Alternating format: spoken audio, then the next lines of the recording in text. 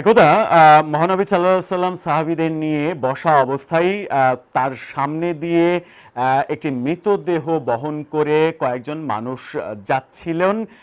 যাচ্ছিলেন ঠিক সেই সময় সেটা দেখে নবীজি বসা থেকে দাঁড়িয়ে গেলেন এবং মানে দাঁড়িয়ে গিয়ে সম্মান প্রদর্শন করলেন। তখন সাহাবীরা বললেন, ইয়া রাসূলুল্লাহ, এটা তো একজন ইহুদির লাশ। নবীজি জবাব দিলেন, সে কি মানব সন্তান বা আত্মা নয়? সে তো মানুষের সন্তান, সে তো মানুষ। এই ঘটনা সম্পর্কে অন্য হাদিসের বর্ণনায় এসেছে, যখন মহানবীকে জানানো হলো যে মৃত ব্যক্তি একজন ইহুদি, তখন তিনি বলেছিলেন, মৃত্যু এক ভীতিকর বিষয়, তাই যখনই তোমরা কোনো জানাজা বা মৃতদেহ দেখবে তার সম্মানে দাঁড়িয়ে যাবে।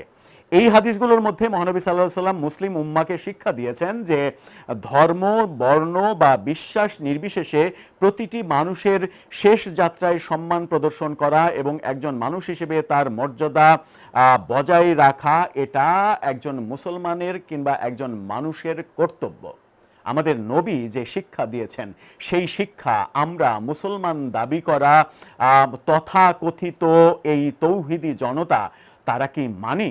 তারা কি নবীর আদর্শ মানি, নাকি কারো মৃত্যুতে উল্লাস প্রকাশ করি, কারো মৃত্যুতে আলহামদুলিল্লাহ বলি, কারো মৃত্যুতে ন্যাক্কারজনক সব ন্যারেটিভ আমরা তৈরি করি? সেটা একটা বড় ব্যাপার। আমরা মানে এই তোফায়েল আহমেদের যে জানাজা হলো গতকালকে এবং তার পরশু বিকেলে মারা যাওয়ার পর থেকে জানাজা এবং জানাজা পরবর্তী সময় পর্যন্ত সামাজিক যোগাযোগ মাধ্যমে মুসলমানদের যে কর্মকাণ্ড, মুসলমান নামধারী, এমন তার মধ্যে হুজুরও রয়েছে, তারা যে কর্মকাণ্ডগুলো করেছে তোফায়েল আহমেদের মৃত্যু এবং মৃত্যু পরবর্তী অবস্থায়, সেগুলো নিয়ে আলোচনা করে বোঝার চেষ্টা করব এই তথাকথিত লেবাসধারী ধর্ম ব্যবসায়ী ভণ্ড এবং মানে ধর্মের নামে রাজনীতি করা ভণ্ডরা নবীর আদর্শ মানেন, মুসলমানের যে প্রকৃত আদর্শ সেই আদর্শ মানেন, নাকি শুধুমাত্র তাদের ঈমানদণ্ড খাড়া হয়ে যায় যখন নিজেদের বিপক্ষে কোনো ঘটনা ঘটে? সেই আলোচনাই করবে এই ভিডিওতে। থাকবেন পলিটিক্স টিভির নিয়মিত আয়োজনে।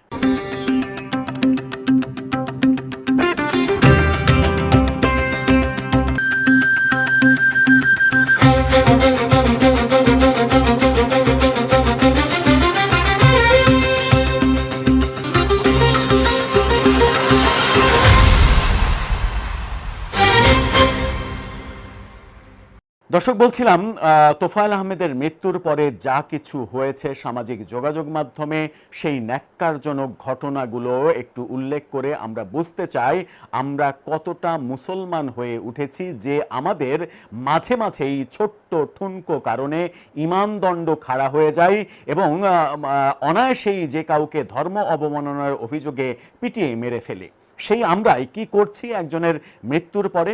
নবী যে শিক্ষা দিয়েছেন, যেটা ইন্ট্রোতে বললাম, সহিহ হাদিসে, একাধিক হাদিসে যে বর্ণনাগুলো এসেছে, সেগুলোকে আমরা আদৌ মানি আমাদের জীবনে?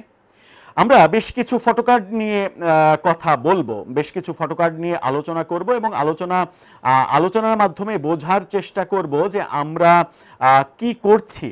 আমরা প্রথমেই বাংলাদেশের মানে গত 1.5 বছরে প্রফেসর ইউনূস আমলের গত 1.5 বছরের সুপারস্টার হয়ে ওঠা এক মানে হিংসার চাষাবাদের মানে অন্যতম মুখ্য সমন্বয়ক সাবেক প্রধান উপদেষ্টার প্রেস সেক্রেটারি শফিকুল আলম, তার ফেসবুক পোস্টটা একটু দেখে নেব। তার ফেসবুক পোস্টটা দেখে নিন। তিনি ইংরেজিতে যেটা লিখেছেন সেটা ইংরেজিতে পড়ে আবার বাংলা করার চাইতে আমরা বাংলাতেই বলি। তিনি লিখেছেন, তোফায়েল আহমেদের মৃত্যু আমাকে টোফেল যুগের কথা মনে করিয়ে দেয়।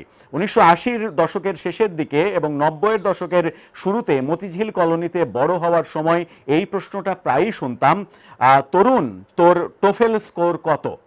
তোফায়েল মারা গেছেন, টোফেলও শেষ, আমরা এখন বালমুক্ত IELTS এর যুগে বাস করছি।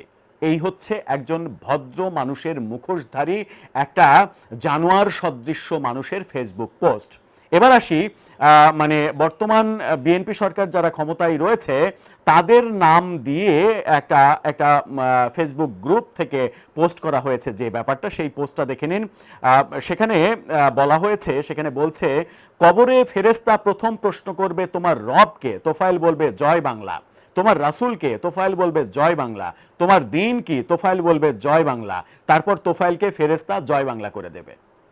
এটা হচ্ছে একজন মানে বীর মুক্তিযোদ্ধা, 69-এর গণ অভ্যুত্থানের প্রধান নায়ক, তার মৃত্যুর পরে এই মানে মন্তব্য। আমি সমস্ত কিছু বাদ দিলাম, আমি তাকে আওয়ামী ফ্যাসিস্টই ভাবলাম, কিন্তু নবীর শিক্ষা কিংবা ইসলামের শিক্ষা কি এটা যেটা আমরা করছি? আবার জামাতের বুদ্ধিজীবী ব্যারিস্টার শাহরিয়ার তিনি ফেসবুকে কি লিখছেন দেখেন, যারা ধর্ম নিয়ে রাজনীতি করে তারা। তিনি লিখছেন, রক্ষী বাহিনী 30,000 মুক্তিবাহিনীর হত্যার দায় কি তোফায়েল আহমেদের না? জবাব দেবে কে আর বিচার করবে কে? বিচারহীন বাংলাদেশ ও একজন আত্মস্বীকৃত হত্যাকারী তোফায়েল। তোফায়েল আহমেদকে 30,000 মানুষকে হত্যার দায় দেয়া হচ্ছে, অথচ জাসদ করা সাবেক জাসদ করা সাংবাদিক, সিনিয়র সাংবাদিক মাহবুব কামাল তিনি স্পষ্ট বলেছেন যে আমি দীর্ঘদিন জাসদ করেছি, জাসদের 30,000 মানুষ রক্ষী বাহিনী মেরেছে এরকম কোনো তথ্য প্রমাণ কখনোই কোনো জায়গায় আমি খুঁজে পাইনি। কেউ যদি পারে সেই তথ্য প্রমাণ দিয়ে আমাকে সহযোগিতা করতে, তাহলে আমি আমার সাংবাদিকতা এবং রাজনীতি নিয়ে কথা বলা ছেড়ে দেব। অর্থাৎ এটা যে একেবারে ডাহা মিথ্যা অজুহাত এবং এই অজুহাতটা দিয়েই যে তারা পার পেতে চায় সেগুলো আমরা দেখছি। এবং এটা নিয়ে আমরা দেখেছি যে ওই ইনকিলাব মঞ্চের 7-8 জন মিলে ওই রক্ষী বাহিনী যাদেরকে মেরেছে তাদের গায়েবানা জানাজাও করতে, মানে হাস্যকর সব ব্যাপার ঘটছে। এই হাস্যকর ব্যাপারগুলো যখন ঘটছে তখন আমাদের স্বরাষ্ট্রমন্ত্রী তিনি মন্তব্য করছেন কি দেখুন। স্বরাষ্ট্রমন্ত্রী বলছেন এই ফটোকার্ডটা, তোফায়েল আহমেদের জানাজায় অপ্রীতিকর কিছু ঘটেনি। অর্থাৎ তার মতে তোফায়েল আহমেদের জানাজাকে কেন্দ্র করে অপ্রীতিকর কিছুই ঘটেনি।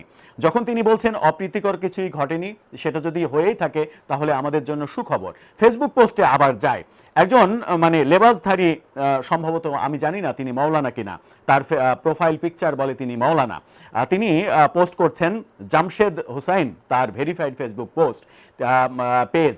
তিনি পোস্ট করছেন, লাশ দাফন করতেছে তো কি হয়েছে, তোফায়েল আহমেদের কবরে আগুন জ্বালিয়ে দেন অথবা লাশ তুলে ফেলুন, শেয়াল কুত্তাই টানা হেঁচড়া করুক। এই হচ্ছে একজন মুসলমানের পোস্ট। এরাই কিন্তু ওই গোয়ালান্দে নুরাল পাগলার মাজার থেকে তার লাশ তুলে পুড়িয়ে দিয়েছিল। অর্থাৎ এরা ওই কালচারেই বিশ্বাস করে। আবার মোহাম্মদ জসিম নামে এক ভদ্রলোক, তার পোস্টটা দেখে নিন। তিনি মানে যে গালিটা দিয়েছেন সেই গালিটা আমি উচ্চারণ করতে পারি না, উচ্চারণ করতে চাই না। তিনি বলছেন, তোফায়েল্লা ছিল বড় মাপের বাটপার, চিটার, ভারতের রয়্যাল এজেন্ট, রক্ষী বাহিনীর প্রধান, রাষ্ট্রদ্রোহী, কুত্তার বাচ্চা, ডাকাত, মাদক সম্রাট, লুচ্চা, মাগিবাজ, মানে পতিতার জারজ পোলা, বাংলাদেশের সেরা কুলাঙ্গার, বরিশালের ত্রাস, ক্রসফায়ারে দিয়ে জয় বাংলা করে মুজিব ডাকাতের কাছে পাঠাইতে পারলাম না, আফসোস এর আগেই ওপারে চলে গেল। এই মানে পুরোটাই গালাগালি, আমি এই গালাগালিগুলো আর বলতে যাচ্ছি না। ফয়সাল আলম তিনি লিখেছেন, স্বাধীনতা পূর্ব ইবলিস বুইড়া শয়তানগুলো একটা একটা করে দূর হয়ে যাচ্ছে। 55 বছর পর আজও জাতি স্বাধীন হয়নি, ফিরে পায়নি নিরাপত্তা, তার নাগরিক অধিকার আজও চূড়ান্ত জুলুম অত্যাচারের শিকার। 55 বছরে ভিক্ষুক মুক্ত হয়নি এই দেশ, চিরদিন রুগ্ন দরিদ্র অসহায় করে নিজেদের ক্ষমতা সম্পদ প্রতিপত্তি কেবল বাড়িয়ে গেছে এই শয়তান প্রজন্ম। এরা মানুষের মুক্তির জন্য মুক্তিযুদ্ধ করেনি, এরা এদের মিশন নিয়ে যুদ্ধ করেছে এবং পরবর্তীতে সফলতাও বের করে নিয়েছে। ভালো লাগলো, শেষ পর্যন্ত বিদায় হয়েছে। অর্থাৎ মৃত্যুতে সে খুশি হয়েছে, খুশি হতেই পারে। হাফেজ মুক্তাদির তিনি একজন হাফেজ, তিনি লিখছেন, হাতেরে জানাজা ছাড়া মাটি চাপা দাও, এরা হচ্ছে এই রাষ্ট্রের কীট। যারা দেশের টাকা লুটপাট করে খায়, জনগণের টাকা লুটপাট করে খায়, গরিব দুঃখী মেহনতি মানুষের টাকা লুটপাট করে খায়, তাদের চেহারা সুরত ফেরাউনের মতন হবে, জানোয়ারের মতন হবে, এটাই বাস্তব সত্যি কথা। তার ফেসবুক আইডির নাম হাফেজ মুক্তাদির। এবার আসেন যে একটা মানে কমেন্টের খেলা, সেই কমেন্টের খেলাতে সেখানে সুনি রহমান লিখছেন, ওর জানাজা কে পড়াবে, অবসুদুল কাদের লিখছেন। এরপরে লিখছেন, আরেকজন লিখছেন, হালারপুত রাগ করে বঙ্গবল্টুর কাছে চলে গেল। আরেকজন লিখছেন, আলহামদুলিল্লাহ ফেরাউন গেছে। এরপরের আরেকটা ইয়েতে দেখুন, সেখানে আলহামদুলিল্লাহ মরগায়া মাদার, ওই মানে যে শব্দটা হয় এটা। তারপরে লিখছেন, চোর খুনি শয়তান দেশের শত্রু তোফায়েল মারা গেছে। এরপরে লিখছেন, খুনি তোফায়েল মারা গেছে, ফি নারী জাহান্নামা খালি দেয়ানা ফিহা, মানে আরবিও এর মধ্যে ঢোকাচ্ছেন। তারপরে লিখছেন, আল্লাহ যেন এই শয়তানের প্রাপ্য বুঝিয়ে দেন, আমিন। আরেকজন লিখছেন, আলহামদুলিল্লাহ জয় বাংলা আলহামদুলিল্লাহ জয় বাংলা বলে মাটির তলে পুঁতে ফেলা হোক, এরা সারা জীবন ইসলাম বিদ্বেষী ছিল। আরেকজন লিখছেন, একজন খুনি ভারতের দালাল হারালাম, তাকে যেন ভারত সেভাবে মূল্যায়ন দেয়।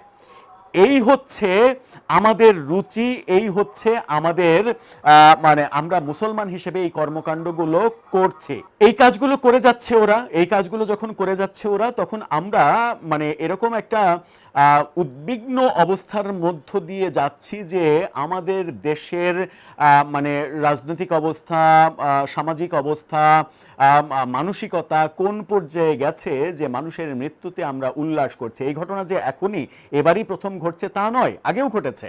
এই যে সংস্কৃতি আমরা তৈরি করছি, এই সংস্কৃতিটা ভবিষ্যতে আরো ভয়াবহ অবস্থায় যাবে, এবং ভয়াবহ অবস্থায় যখন যাবে তখন এই দেশটা কোন দিকে যাবে।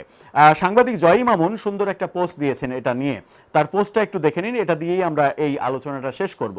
তিনি তার পোস্টে লিখছেন, তোফায়েল আহমেদের মৃত্যুতে ফেসবুকে এক শ্রেণীর মানুষের বিকৃত উল্লাস দেখছি, বিষোদ্গার দেখছি, ঘৃণার চরম বহিঃপ্রকাশ দেখছি। এই নোংরামি বন্ধ করা দরকার, এর নাম মত প্রকাশের স্বাধীনতা নয়। কিছুদিন আগে ইউনূস সরকারের সাবেক উপদেষ্টা আসিফ নজরুল তার ছোট মেয়ে সম্পর্কে ফেসবুকে লিখেছেন, আগে আমি ফেসবুকে আরিনার গল্প বলতাম, প্রচুর মানুষ তাকে ভালোবাসতো, এসব পড়ে প্রচুর মানুষ মানে আমার স্ত্রীর নানান গুণের কথাও লিখতাম, এখন বহুদিন লিখি না এসব। এমন এক ঘৃণার জগতে পরিণত হয়েছে ফেসবুক যে আর ইচ্ছাও করে না। আসিফ নজরুলকে প্রশ্ন করতে পারি, আগে তো ফেসবুকে এমন ঘৃণার জগৎ ছিল না, আপনাদের 1.5 বছরের শাসনকালে কেন এই অবস্থা হলো? এই অনাচার বন্ধে আপনারা কোনো ব্যবস্থা নিলেন না কেন? ইনফ্লুয়েন্সার কারিনা কাইসারের মৃত্যুর পর ইউনূস সরকারের আরেক উপদেষ্টা ফারুকী ফেসবুকে লিখেছিলেন, আল্লাহ তোমাকে বেহেশত নসিব করুক কারিনা। এই পোস্টে যদি হাহা দেখো, জানবা কিছু লোক শুধু মানুষ হত্যার জন্য বিখ্যাত তা না, মৃত্যুতে উল্লাস করবার জন্য বিখ্যাত। You know them, Bangladesh knows them, rest in peace my sister. ফারুকীকে প্রশ্ন করতে পারি, আজকে তোফায়েল আহমেদের মৃত্যু পরবর্তী ঘৃণিত পোস্টগুলো আপনি দেখেছেন? না দেখলে আমার এই পোস্ট করা স্ক্রিনশটগুলো দেখে নিন। এই ব্যাপারে আপনি কোনো পোস্ট দেবেন না? ওনার পোস্টের ভাষাতেই বলি, 71 সাল থেকে কিছু লোক এদেশের মানুষ হত্যার জন্যই শুধু কুখ্যাত না, মানুষের মৃত্যু নিয়ে উল্লাস করার জন্যও তারা কুখ্যাত। সেই দৃষ্টান্ত বাংলাদেশ 71-এ যেমন দেখেছে, 24-এও দেখেছে। Bangladesh knows them and Bangladesh also knows who is Tofail Ahmed. খুবই গুরুত্বপূর্ণ কথা বলেছেন। মানে বাংলাদেশের তাদেরকেও চেনা উচিত এবং তোফায়েল আহমেদকেও চেনা উচিত যে হু ইজ তোফায়েল আহমেদ। এই যে চাষাবাদ, কদিন আগে কারিনা কাইসারের মৃত্যুর পরে যে ঘৃণার চাষাবাদ হলো, কারিনা কাইসারের মৃত্যুর পরে ঘৃণার চাষাবাদ নিয়ে মানে ফারুকী, আসিফ নজরুলরা এত উদ্বিগ্ন হলেন, অথচ তোফায়েল আহমেদের মতো কিংবদন্তি বীরের মৃত্যুতে যখন এগুলো হচ্ছে তখন ফারুকীদের হৃদয় কিন্তু কাঁপছে না। তার মানে এটা স্পষ্ট যে ফারুকীরাও একটা পক্ষের হয়ে গেছে। কারিনার মৃত্যুর পরে যে ঘৃণার চাষ, সেটা যেমন মানে গ্রহণযোগ্য নয়, সেটা কখনোই মানুষের কাজ হতে পারে না, তেমনি একজন মহান বীরের মৃত্যুতে যা হচ্ছে, তোফায়েল আহমেদ মানে মাহবুব কামাল, সাংবাদিক মাহবুব কামাল খুব সত্য কথা বলেছেন যে 69-এর গণ অভ্যুত্থান, সেটার নায়ক তোফায়েল আহমেদ। 69 যদি না হতো তাহলে 71 হতো না, মানে 69 না হলে 7ই মার্চ হতো না, 7ই মার্চ না হলে 26শে মার্চ হতো না, 71 হতো না, আর 71 না হলে অনেকেরই জন্ম হতো না, বাংলাদেশটাও হতো না। আজকে অনেককে যে মহান নেতা, মহান বীর হিসেবে আখ্যা দেওয়ার চেষ্টা করছেন, তাদের কি জন্ম হতো যদি 71 না হতো, তার আগে যদি 69-এর গণ অভ্যুত্থান না হতো এবং সেটার নায়ক যদি তোফায়েল আহমেদ না থাকতেন? হ্যাঁ, তোফায়েল আহমেদ তার জীবদ্দশায় অনেক ভুল ভ্রান্তি, অপরাধ করতেই পারেন, তার জন্য তার শাস্তির প্রসঙ্গ আসতে পারে, এমনকি মরণোত্তর শাস্তির প্রসঙ্গও আসতে পারে, সেটা ভিন্ন কথা।